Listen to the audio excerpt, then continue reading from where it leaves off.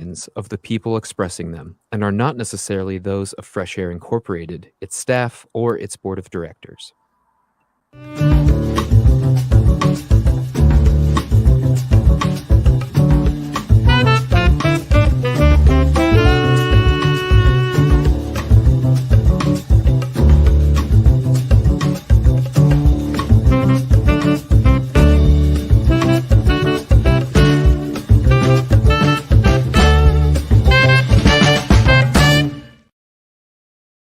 I'm Al McFarlane. Welcome to the Conversation with Al McFarlane. I'm glad to be here and glad to have you along today as well. Today is Tuesday, August 1st, 2023. And as always, we want to deliver to you today what I call a robust conversation. A couple of great guests, and I'm sure you'll enjoy the interviews as much as I enjoy doing them. Before we begin, we want to thank KFAI for hosting this program, being a partner with me and Insight News and McFarlane Media over the years. And I can't tell you how much I respect and love the fact that my program follows Amy Goodman in Democracy Now! She does such magnificent work. The work she does is important. It's groundbreaking. It keeps the entire world informed. And we hope that we are simply riding the coattail of what she is attempting to do in educating, illuminating, uplifting democratic principles around the country and around the world. So kudos to Amy Goodman, kudos to KFAI, and kudos to you who support this station. We invite you to support this program in particular as well. How can you do that? Become a subscriber to The Conversation with Al McFarlane. We're streaming this program. Not only is it a live broadcast on Tuesdays, but every day we stream it across about 7 different social media platforms. We're streaming live to Black Press USA, their YouTube channel, streaming live to the Insight News YouTube channel, which is YouTube/Insight News MN. But we're on 3 Facebook platforms, a Twitter platform, and we are on a LinkedIn platform. So no matter how you are connecting with us, we're asking you to help us grow our membership base, our subscriber base by even during the show or after the show, going to YouTube Insight News MN and click on the subscribe button. You could also like and share. We want to grow to 1,000 subscribers. We're about halfway there, and each subscriber counts. So let me count you as one of our subscribers as well. We also want to begin, as we often do, reminding people that we want to join the Minnesota Department of Health, encouraging our communities to be COVID aware. We're partnering with them to remind our community that risks still exist. So we have to continue to follow the COVID-19 protocols, like washing your hands, like staying aware and prioritizing prevention. The idea is that together we can create awareness, we can encourage testing, and help everyone stay healthy. So with that, let me invite you to enjoy the show. And remember, get well and stay healthy. Well, we often lead to with a hot topic every program. And today we have one that's important. I'm pleased to share with you. There's a Minnesota connection here as well. The hot topic is one that's at insightnews.com, a story by Stacy Brown at the National Newspaper Publishers Association. And it's a story that talks about the President, Joe Biden, his tribute to Emmett Till, and also the fact that in doing this tribute to Till, he's acknowledging the vital role of the Black press in the civil rights movement. And the piece that Stacy Brown wrote, I'll just share a little of it. A nice picture of the president and his decision to establish a national monument, which is being hailed as a crucial activity in acknowledging and preserving the painful history of racial violence in the U.S. Stacy writes, recognizing the country's painful racial history and honoring the legacy of Emmett Till, President Joe Biden signed a proclamation designating a national monument spanning 2 states to memorialize Emmett Till and his mother, Mamie Till Bradley. A distinguished audience included Dr. Benjamin F. Chavis, Jr., President and CEO of the National Newspaper Publishers Association, NNPA, as well as several members of the Congressional Black Caucus, including Chair Stephen Horsford, Minority Whip James Clyburn, and Mississippi Democratic Leader Benny Thompson. So, in summary, it reminds us that Tills, a 14-year-old Black teenager from Chicago who was murdered in a town called Money, Mississippi on August 28th, 1955. He was murdered after being accused by a white woman of whistling at her. His brutal killing became a catalyst for the civil rights movement, particularly when his mother, Mamie Till, chose to hold an open casket funeral, and a photograph of her son's disfigured body was published in Black media, bringing national attention to the horrors of racism and sparking outrage across the nation. I can tell you that I remember my parents owned a grocery store in Kansas City, and one of the things we sold every week was Jet magazine, and Jet magazine was like the documented record for life in Black America. Every week we look forward to getting the new copies and selling them. We sold them out every week. People wanted to know about our people as told by our people. And I remember the week that the Emmett Till story came out, and it was just a close-up face shot of a disfigured face of this 14-year-old. It was horrific, but it made an indelible impression on me and on every other, I believe, African-American, Black American who understood who we were dealing with, what we were dealing with, and the cost of trying to maintain our dignity and opportunity in a hostile environment. Well, I'll stop editorializing there because it's a lot, but it's important that the president is creating this monument. You should read the story at insightnews.com. Let me begin then with my first guest today. I've got the pleasure of meeting a new, I'll presume, she'll correct me, I'll say a new friend, because I just spoke to her briefly a minute ago. But Karen Zacarías is making waves in the theater world with her play, Shane, which is now being performed at the Guthrie Theater. Karen, good afternoon, and welcome to the conversation with Adam McFarlane. How you doing? I'm thrilled to be here. Thank you for having me. Well, I'm excited that you're here and excited for the work that you're mounting at the Guthrie right now. Talk about the play Shane. What I loved about it when I first saw it was the storyline. First of all, you've been intentional in reframing what it means to be part of American history, in particular the Old West. There was a stereotypical image that was devoid of Black people and people of color. Right. You set that record straight in a way that's exciting and creative in this play. And secondly, I was excited that some of the images are just powerful and beautiful. I don't know if we can show it, but the picture that we used on the front page of Insight last week, that is awesome, amazing. Yeah. So talk about the play and what it means. And in the course of this interview, keep inviting people to show up and check it out, okay? Oh, absolutely. Thank you so much. Sure. I'm calling in from Washington, D.C., but I just spent some glorious weeks in Minneapolis, and thank you. I love the city. I've had a number of plays done in Minneapolis at 10,000 Things and at the Guthrie, and I just had a play called the Book Club Play. So Minnesota has always been very kind to me. So thank you. Yes, Shane. So Shane was one of the first books I read as a Mexican immigrant when my family moved from Mexico to Boston. And I read it. I thought there was so much about the book. I hadn't seen the movie yet. There was so much about the book that spoke to me. It was a family moving up north for a better future.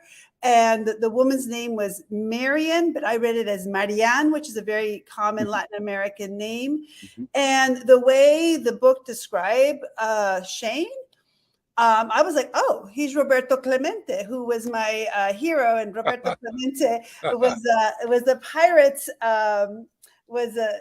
Pirates baseball player, number 21, who died, unfortunately, as a hero, bringing supplies to earthquake victims in Nicaragua.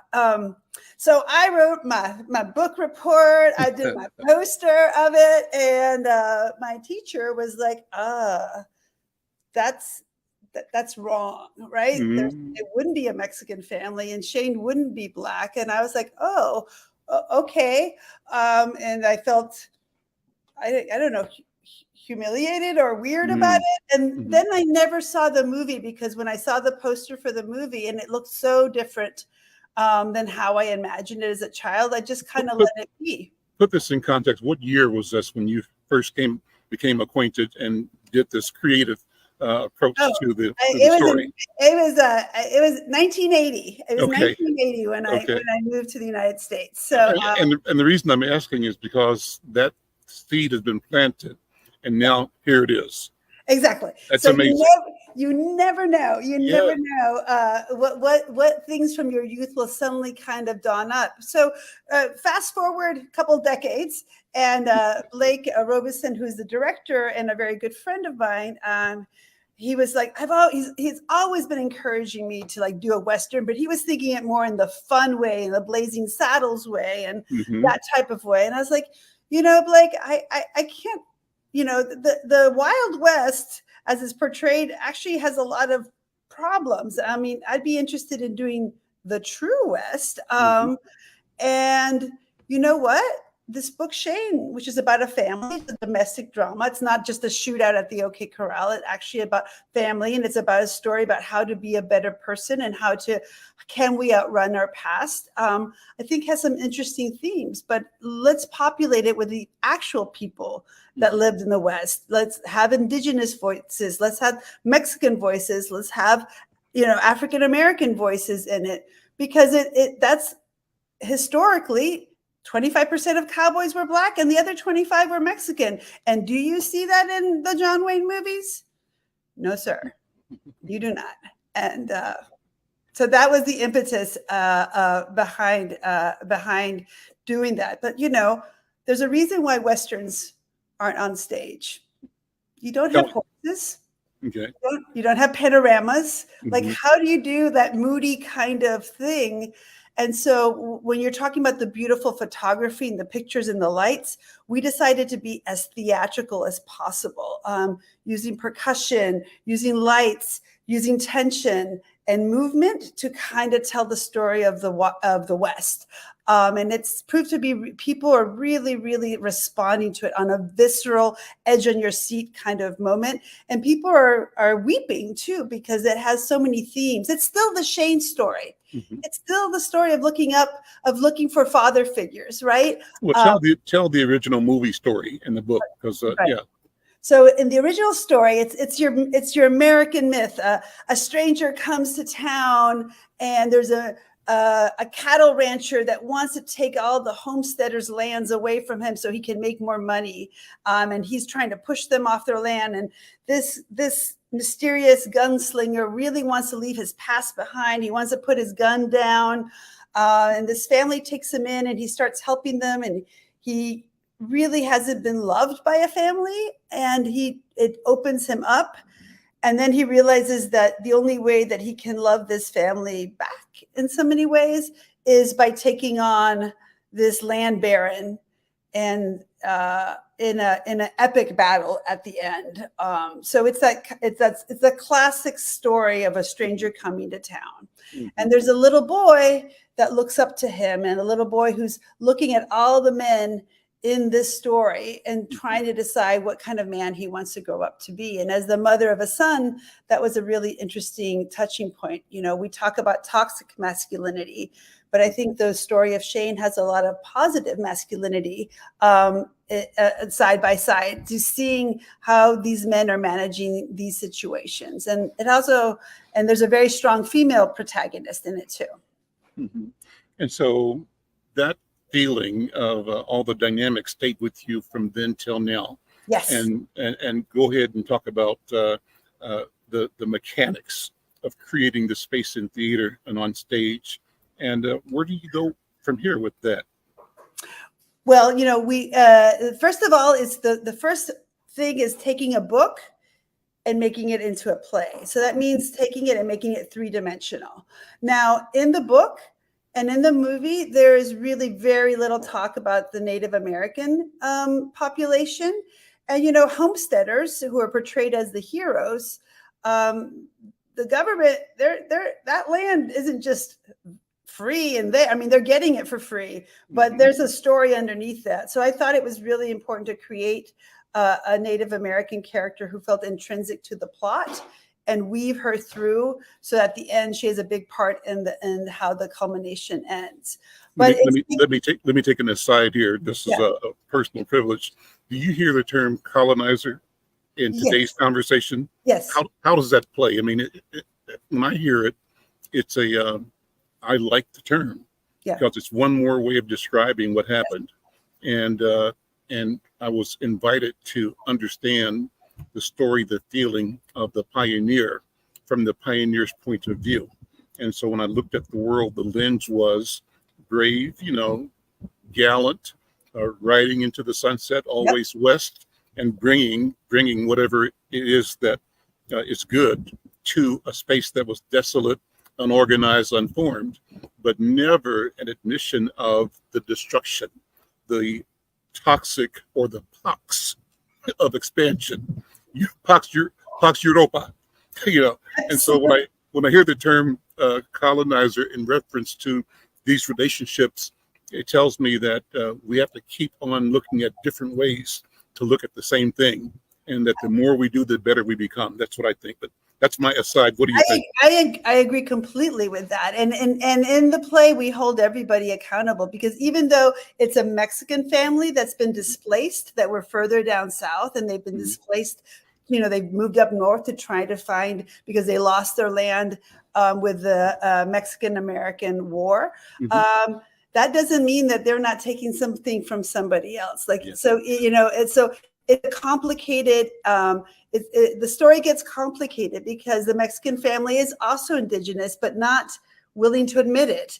And so having Shane come into their life, and in the play, Shane is a formerly enslaved person who had to fight in the Civil War, because that's what happened. That's why the people who left the South to come west, that's a big part of the story. And the reason they became ranchers and worked as cowboys is because that was work that it was open to them. And so all of those stories are in this 90-minute play that still honors that initial story about a boy looking up to a cowboy that comes to town. It's just this time this cowboy has a backstory that's hard, and this is a cowboy that is trying to outrun his past. And what he realizes, as we should realize as a nation, is the only way we can get through our past is to acknowledge the truth of it and try and be honest about it, so that we cannot keep burying it. And so a lot of the play is about that. I'm Al McFarlane. This is The Conversation with Al McFarlane. I'm talking with Karen Zacarías, who is the playwright presenting the play Shane at the Guthrie Theater. Karen, let me have you invite our audiences to attend and to enjoy this creative piece at the Guthrie. Thank you. Well, we've been getting rave reviews and standing ovations. If you want to see a tight 90-minute surprising and moving story that is about all Americans, come and celebrate Shane with us at the Guthrie Theater. We're up until August 27th, and it's a new American play for the American canon. And there's something for everybody. People who love Westerns, people who hate Westerns, people who've never seen themselves in Westerns. There is something for everybody in this piece that we hope. Well, so Karen, let's talk about the arc of your production so far. You, I read, are one of the most produced Mexican-American playwrights, women in particular. Talk about that. I'm also one of the most just produced playwrights, period. Yeah. So there's that. So without set it straight. Yeah. Talk about that. Describe the arc of your work, first of all, from early to now, and I want to know where you're going. And we'll finish the interview with me talking about, I always ask my guests to tell the story of their lineage and genealogy. Whose shoulders do you stand on? Yes. What spirits, what histories, what ancestries reside in and around you and direct you to this moment and the moments that flow from right now? Oh, that's beautiful. The first question. Your work, the arc of your work, story. The arc of the work, yes. Yeah. The arc of my work as an immigrant who moved to this country, trying to explain what it was to be Mexican and what it was to be an other, having come from a place where I wasn't an other, right? Like everybody around me was Mexican, to coming to a place where I had to kind of explain that, made me always search to try to write stories that created a bridge. I also think art is about healing, and I think art is about community and communion. So I've written plays for children, I've written comedies, I've written dramas. That all of them are about trying to talk about the human condition and celebrate differences and commonalities at the same time. So I started an organization called Young Playwrights Theater, where we teach playwriting in schools here in DC. And I started an organization called the Latinx Theater Commons, which is for people in the theater world that want to come together and celebrate new stories for a new America. Okay. And then talk about your personal story. Here's the way I say it. Who's your mama? Who's your daddy? You know, yeah, for who's sure. your grandpa? Yeah. But talk about the lineage. For me, it's important to know that each of us is a cog in a continuum, right? Absolutely. And that means this moment is special, but it's a part of something bigger. And we're enjoying it and occupying it right now. Oh my goodness. We need to sit down and have a nice cup of coffee, because I so believe in everything you're saying. I'm Karen Zacarías. I'm the daughter of Fernando Zacarías, who is born in Mexico. He is a public health doctor, and a Danish woman named Annette Nurlund, who was a nurse. My father was interested in socialized medicine as a Mexican, and he went to Denmark and learned Danish and socialized with the nurse that became my mom. And she moved to Mexico without having ever seen a bean or tortilla. She did a great adventure. Now, my father's father was born in Lebanon. And he was born from a 14-year-old Lebanese woman who used to live in Uruguay, but was sent to Lebanon to find a husband, found a husband. And when the Ottomans were moving in, they moved to Mexico because the Americas were all of that. And my Mexican grandmother is half indigenous. She's from the Tarahumara Indians in Mexico, and half Spanish. So that was Erlinda Bustos, was my grandmother.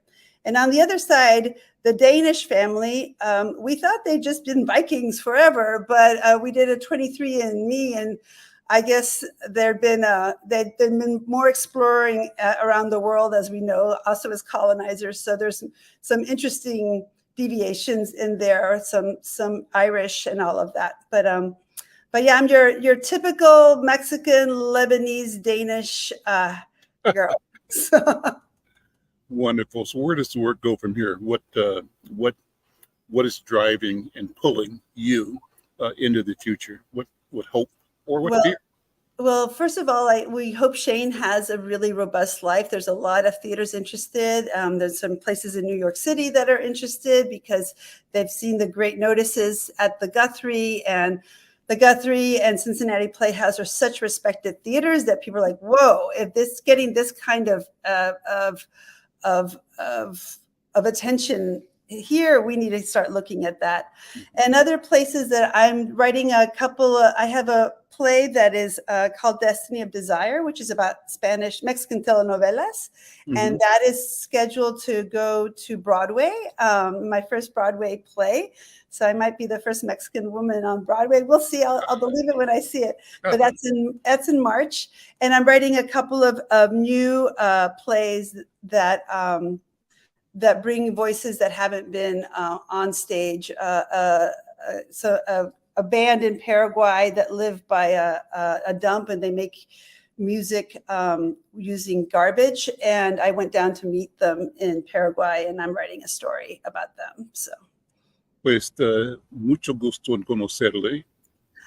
Gracias, señora. Con usted, sí, y quiero que sabe, yo soy medio cubano, por eso he estudiado y aprendido español en la escuela superior, pero digo que ya estoy aprendiéndolo y me gusta usar este idioma bela, no sé cuál. No, señora Al, su acento es fabuloso, y Shane también es mitad cubano. Bueno. En la obra, our Shane es half Cuban. Como yo. Sí, como usted, y también habla español como usted. So, so I hope we can come celebrate all the ancestors that we all share, and those that we hope to hold hands with together one day. Super. Karen Zacarías, thank you so very, very much. Muchas gracias, señor Al. Until the next time. Adios. Adios. I'm Al McFarlane. This is The Conversation with Al McFarlane. Boy, what a wonderful interview. What a wonderful spirit, and a priceless moment in getting a look at the world that she is both observing and creating at the same time. So awesome. Well, let me continue, and I want to bring in a friend of mine, a colleague, a person I've known for a long time and worked with for a long time and continue to work with. And we've got two topics. One was our scheduled topic, talking about the ERC, the Employee Retention Credit that the federal government has made available to businesses. And the reason I have invited Silas Huston here to talk about that is that he's got a company that's providing that service to small businesses, or businesses, not small businesses in general. But we have an interest, he has, and I have an interest in making sure that businesses in our community, African-American, Black-owned businesses, know about the resource and avail ourselves of the resource. Of course, he's interested in assisting any business, any small business in particular, because too often, because we are so small and so focused and do the grinding every day, when opportunities come through that we don't hear about, or we hear about too late, or don't have the resources, the time, or the knowledge to take advantage of these assets and resources, he's here to help provide a solution. But the second thing, and it wasn't on the agenda, but it makes sense, I wanted to talk to Silas about his interest and my interest in discussing what today's change in the law about recreational marijuana means for Black community, for our community. So we're going to talk about that as well today. First of all, Brother Silas, good afternoon and welcome to the conversation. How you doing, man? I'm doing well. Thank you for having me. It's good to always, see you as always. Yeah, always. So let's talk about your company. First of all, your company is HBCI. Tell the company who you are and what you do. HBCI, pretty basic, stands for Houston Business Consulting, Inc. HBCI, we consider ourselves to be change agents, first and foremost. We help businesses grow and expand, work with businesses. They might want to buy a building, sell the building, expand their business. They might have to meet a new customer requirement. They may have an audit, things of that nature. So that's the primary areas that we serve. We help our clients solve problems is what we really do. And how new or old is that company? How long have you been in that field? Well, I myself have been in the field for, 30 years. HBCI in its current form has been around for 3 years. And so our office is in Minnetonka. And like I say, we provide a variety of different services, with the ERC being one of them that we are focusing on right now. Let me disclose that I've had a business relationship with you for years. You've been a valuable bookkeeping and business services company to McFarlane Media over the years. So publicly thanking you for the work you've done to help us get on track. And what we're talking about now, as a matter of fact, and trying to scale up, we're having conversations about how we both talk about and experience growing businesses that are ready to move to the next level. And that's kind of the focus of HBCI at present, as I understand it.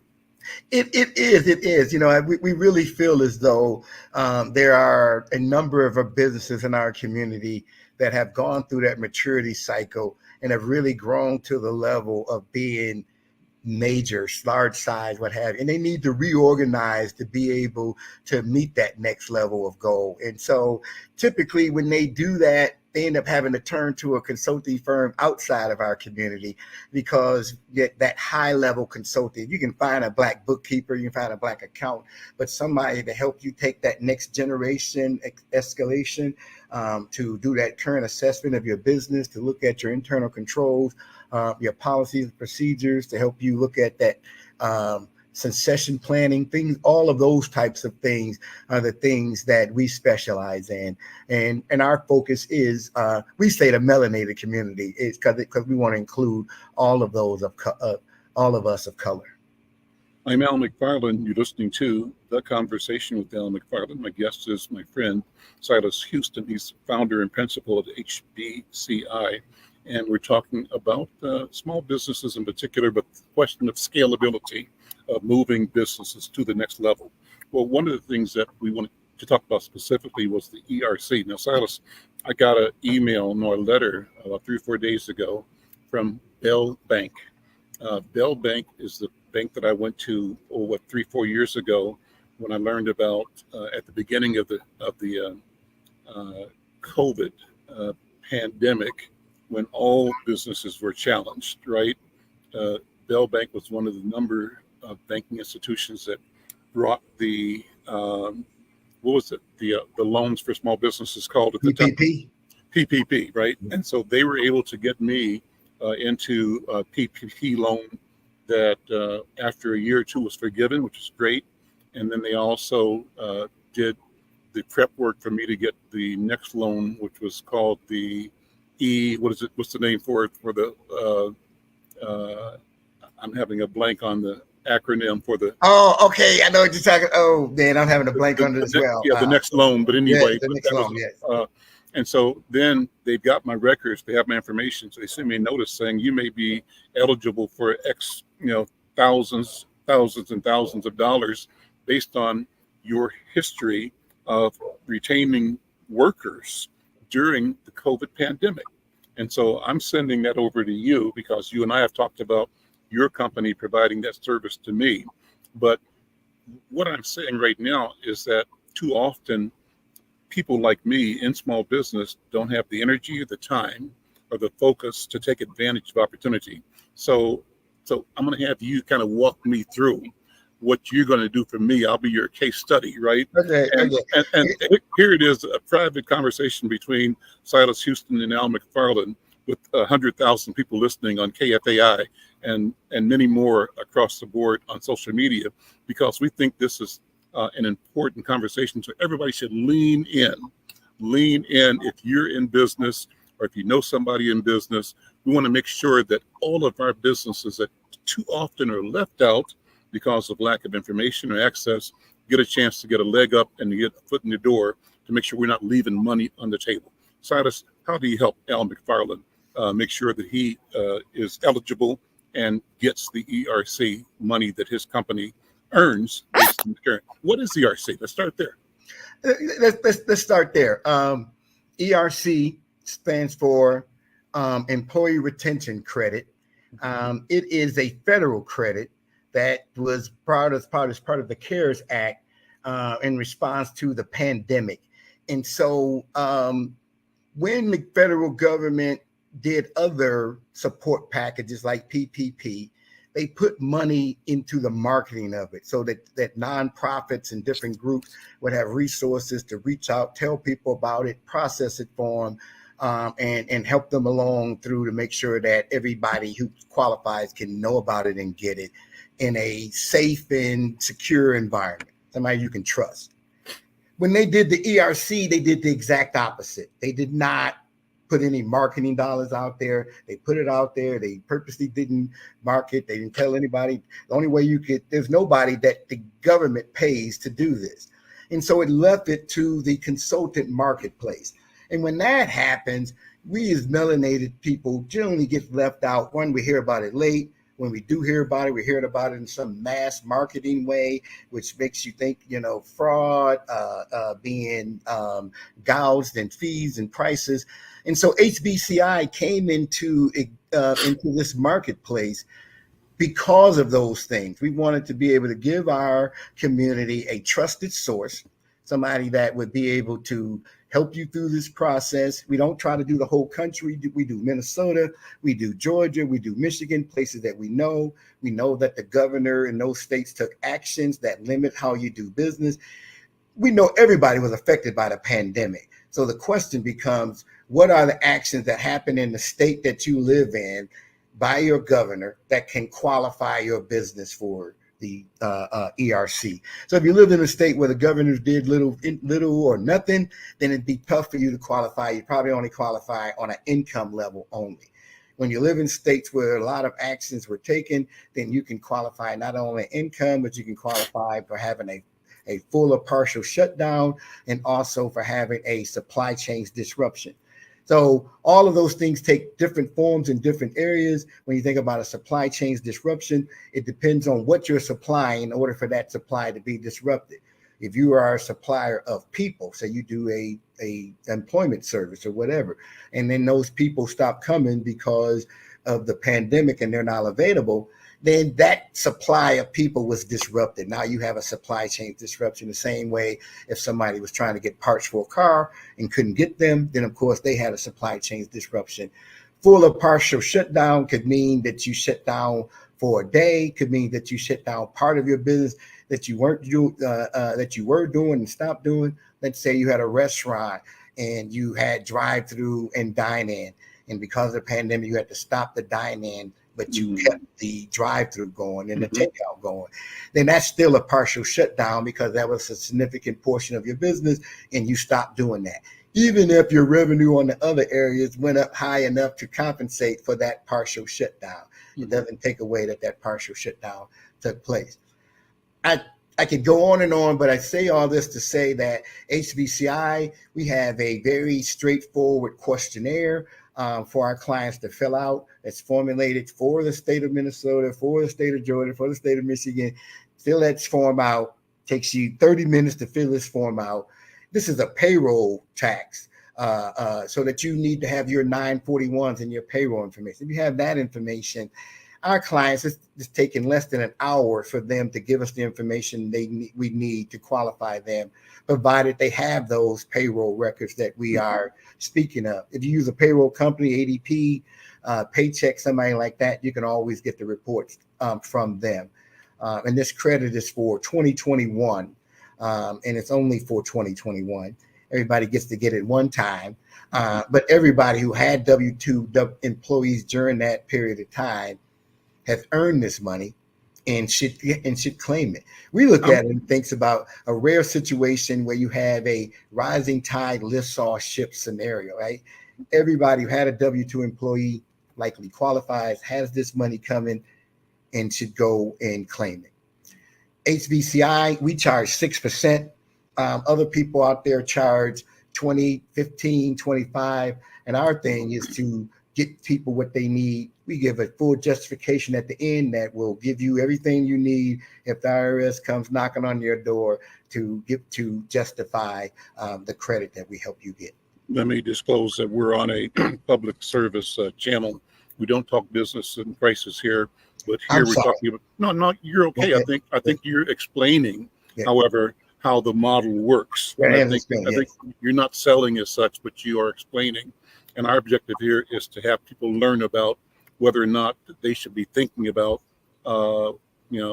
finding out if they're eligible. Because if they don't, they're leaving money on the table. And the reason we're having the conversation, Brother Silas, is that too often our people, marginalized people, think that everything is for them and nothing is for us. So we don't even try sometimes because we got so much, pressure every day, just trying to keep our doors open. So it's difficult. So that's why I think this conversation is important.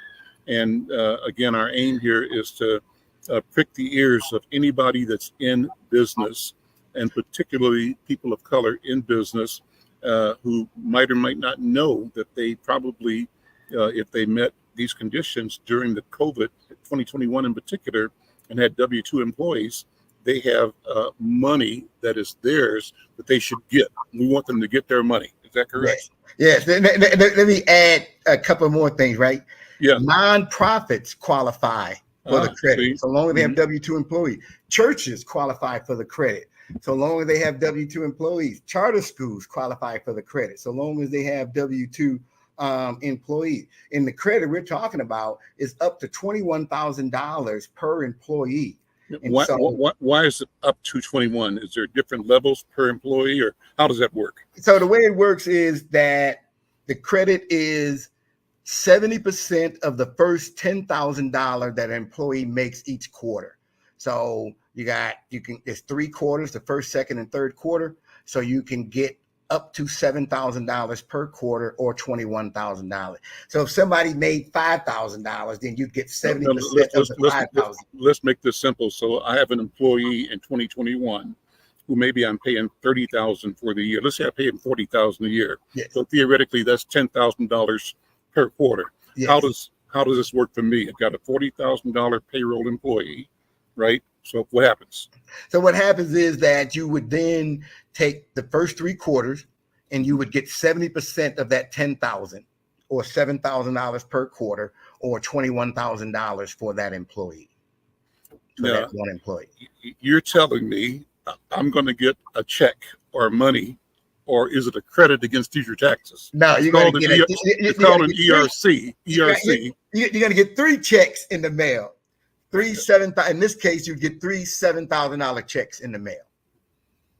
So we have. And if I have 5 employees at that level, that's 100,000. I have to give this story. I had a gentleman who was referred to us. Now we have a referral fee that we give to encourage people to send people to let them know about. We're not talking business. We're not talking about that. But I'm just saying it came through a referral. So someone referred this person to me, knew that they had employees, knew that they what industry they was in, so they likely qualified. They talked to us later. He called me again, and I'm like, okay, guy, look, 30 minutes to find out whether you qualify or not. You got 30 minutes. And he's like, okay, fine. He sends me the information. He qualifies. When we're done qualifying him, Al, $3 million is what he had coming back. $3 million, right? So people would be shocked when you have people that are, say, in the PCA business, things of that nature, where they have a high number of employees. A lot of times their margins are low, so their payroll is the biggest portion, their biggest expense by far. And so this benefits them because they get the benefit of paying that high payroll because they can get that $21,000 per person. Yeah. So you got people out there with 10, 15, 20, 30 employees that are really that are missing out on hundreds of thousands of dollars that they have earned. And the clock is ticking to this running out to its end. Well, it runs now through the end of 2024, as I understand it. So people need to get busy right now. Yes. This funding disappears at the end of 2024. Is that correct? Effectively it does. You're going to go into the first 2 quarters of 2025, but the rules change completely. There's no guarantee that you will receive the funds at that point. They become discretionary. Or the money may be gone. That's what I'm saying. Now there's no cap on the money being gone. Well, let me tell you, I was qualified for I'm trying to think of the name of the loan that I got, EIDL. There you go. EIDL. Okay. So I got a first loan from EIDL, and I'm a classic small business, entrepreneur, and everything for me has been a grind. I mean, from the day one, it still is a struggle. Struggle epitomizes what I've been doing, and maybe it's because of my own inadequacies or lack of information, lack of knowledge. But what I do have to offset that is a determination and a drive and persistence.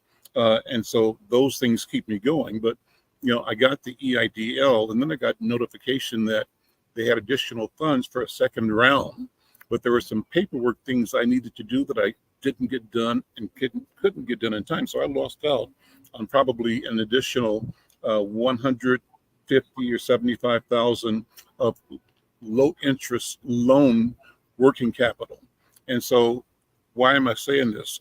I'm saying this so that our listeners know that opportunities are there, but we need to connect with the kinds of resources that can make sure our houses are in order and that we can take advantage of things that are due us. And that's why what you're doing at HBCI is so critical. And what my role is, Brother Silas, as I said, to make sure that every Black business in Twin Cities and through my network, Black businesses in Georgia and Michigan are aware that they can use a resource like you or others to make sure that they have not left money on the table. That's how critical this is, and it's important, and it's real. It's right now. So let me do this. Take a minute, and let's put your information, let people know how to reach you at HBCI. We can also put it on the scroll, perhaps, but just tell it, first of all, Silas Huston, how do they contact you, by telephone or by email? They can contact me by telephone. My number is 612-251-4602. Say it again. 612-251-4602. Great. And then my email is Silas, H for my last initial, at hbconsultancy.com. Great. Thank you. Maybe we can put it in the chat or in the chart somewhere before the program's over. Let me switch gears. But first, I'm Adam McFarlane. This is The Conversation with Adam McFarlane. I'm talking with my guests and my friend Silas Huston at HBCI. And we're talking about just now the earned retention credit. It's an important thing. But Silas, today, August 1, is a monumentally big day in Minnesota. Minnesota now joins some number of states around the country that have legalized the use of recreational marijuana. And you and I met a little while back ago. I've also had conversations with Bill English and others who are studying and looking at how do we both articulate and reflect and ensure the interests of the Black community are both identified and pursued and served in this groundbreaking legislation that takes what had been an albatross, particularly around the neck of Black people. How do we turn that inside out, upside down, and figure out the benefit? And the benefit is not just in consumption. The benefit is in the business of marijuana. So let's have you. I know you've been studying the law, what it means, and as you assess where we are today, how would you describe what the legislation is doing as of today? Well, it's like it's legal now, so happy legalization to everybody out there. I think that when we look at this, one of the things that struck me first and foremost was when a bill like this comes into play, it changes the lives of everybody within the state. And when we look at the melanated community, we really, when these things happen, we really need to be of a mindset of, okay, what does it mean for us? How is it going to affect us? I mean, there's the whole legal side of it. There's still going to be some legalization. There's the expungement of what's happening out there. There's the licensing part of it. There's the home use. There's the growing of it. I mean, there's so many different things that we really need to understand. One of the things to really understand is that this bill puts some provisions in there to right some of the wrongs that had happened within our community. So if you're somebody who was convicted of a marijuana charge, you get preference in license. If you're a family member of someone who is convicted of a marijuana charge, you get preference in license. If you live in any of the number of identified communities where heavy marijuana policing took place, these are pre-identified, not to be determined. You can go and see where they're at. There are communities. then you also can get a preference in these licenses. But these licenses are going to be varied, they're going to be detailed, they're going to require a whole lot of information. And so what HBCI is looking to do is to first understand the bill as it's first presented, be able to break it down and bring it to our community and have people understand all the different ways that this affects us, all the benefits there, the risks there, the change in things such as how does it work for your employment? If they've been drug testing, how would that work? How does it work if they, smoking or not smoking in your apartment? I mean, there's so many different things that we need to understand. But there's a number of ancillary businesses that's going to be created that will not require a license, that will be critical to the operation of this business. Everything from packaging of products to label making to all sorts of things that don't require a license, but do require some understanding, some forework, some preparation. And so we see a lot of opportunity so long as we're prepared, because the bill also calls for a certain number of licenses, right? One license for every 12,500 residents per county, not per city. So if you live in a county that reaches its limit, but one city doesn't have any, that city will no longer be required to have it. But until that happens, they literally are going to pop up everywhere. And the question is going to be, where's the best place to have yours? So the question is, how many licenses does that mean? I had talked to a couple of guests a few days ago, and the number of 25 licenses came up. And I had the impression they meant 25 for the whole state, which is not very many. That's totally not correct, right? That's totally not correct. That's totally not correct. So you start off with the fact that when people maybe they meant 25 licenses in Minneapolis alone. I don't right. There's got to be one for every 12,500. Right? So how many people in Minneapolis? 300,000. 300,000, right? So that's a lot. Yeah, that's a lot. I mean, a lot. That's okay. a lot, right? And so. But then you got to think, when people are thinking about these licenses, they're only thinking about dispensaries, right? Mm-hmm. There's going to be a license for growers. There's going to be a license for manufacturers. There's going to be a license for people to distribute it. There's going to be a license for people where they can have a multi-site on-site. You can grow it, manufacture it, and somebody can come and buy it from you.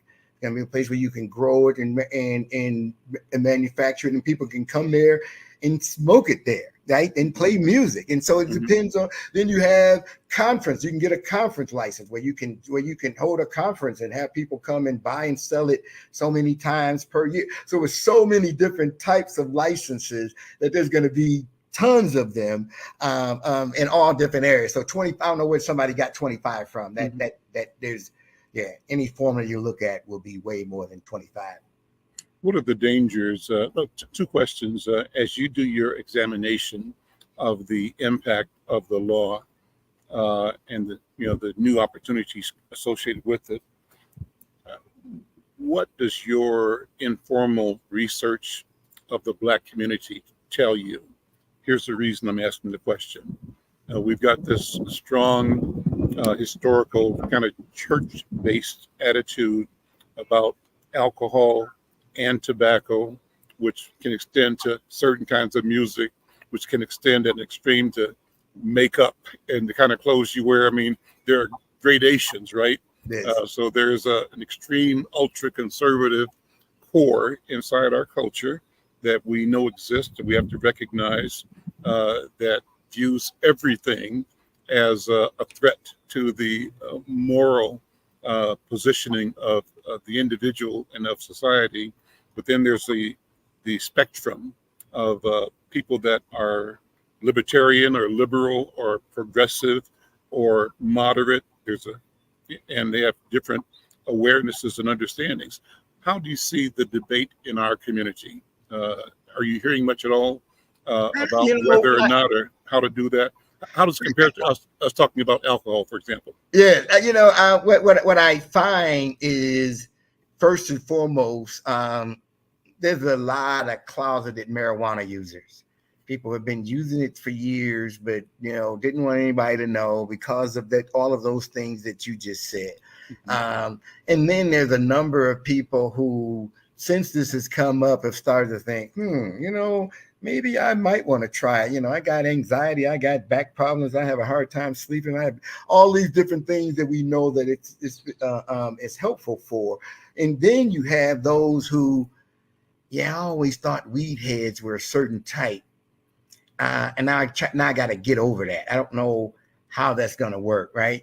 And it's not strictly an AIDS thing, but you find that the older folks in our community are having a harder time with, now you can just blaze up right there and nobody can call you, derelict and you doing it. And so we got to work our way through that part so that we don't end up discouraging ourselves from getting into these opportunities out of some moral dilemma. I mean, there are people who own bars but don't drink, right? Mm-hmm. And so you need to think about it from that perspective. Separate the business opportunity from your moral thoughts about it, and whether you would take it or not has nothing to do with whether or not there's good business opportunities here.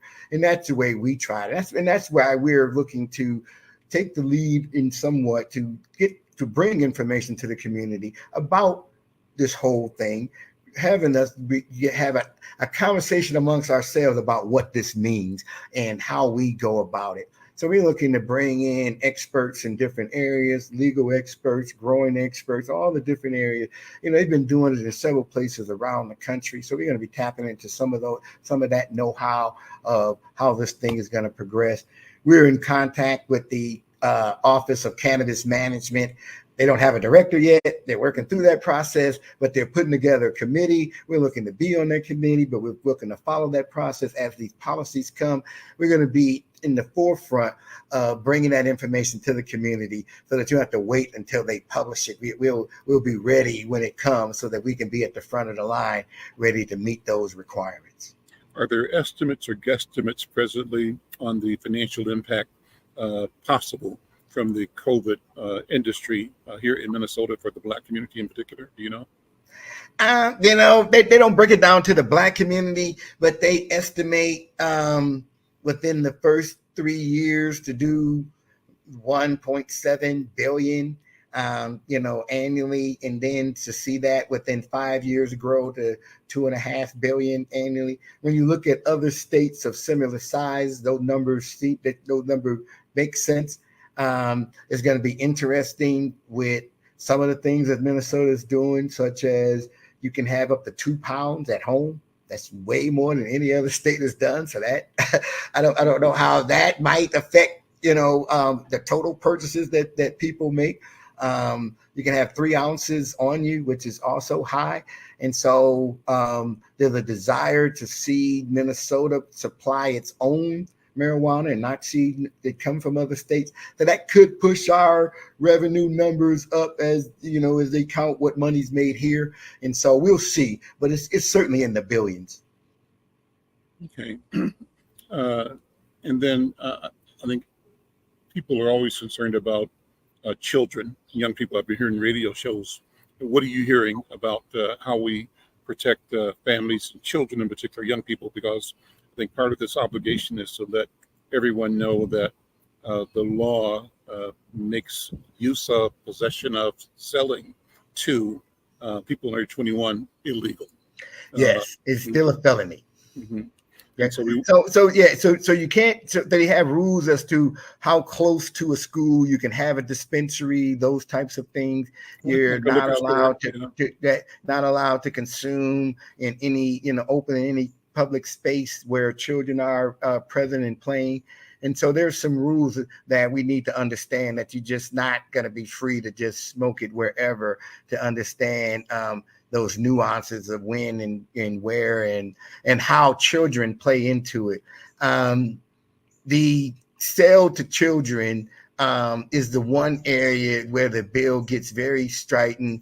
The rules are going to be tougher than they were and just selling in general before.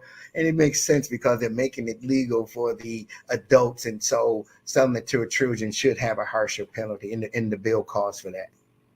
Silas, listen, brother, thank you so much for this wonderful conversation, reminding people that ERC is available to us, and now reminding people that we need to figure out pay attention, do the reading, go to the town hall meetings, do the research on the impact of the legalization of recreational marijuana, what it means for Minnesota in general and our people in particular. Silas, thank you so much for being here.